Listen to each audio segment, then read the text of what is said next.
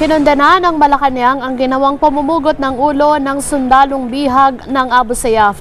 Tiniyak ng palasyo na mabibigyan ng hustisya ang pagkasawi ng sundalo. Si Vic Sumintak sa detalye.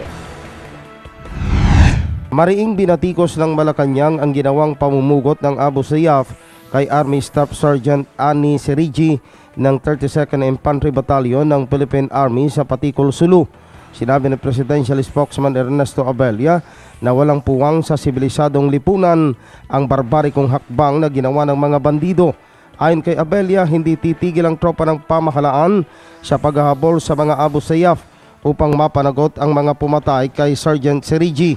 Inihayag ni Abella na makakaasa ng tulong mula sa gobyerno ang pamilyang naulilan ni Sergeant Serigi alinsunod sa kautusan ni Pangulong Duterte. Si Sergeant Serigi na isang tausug ay dating MNLF fighter na nakasama sa mga naging regular members ng Armed Forces of the Philippines.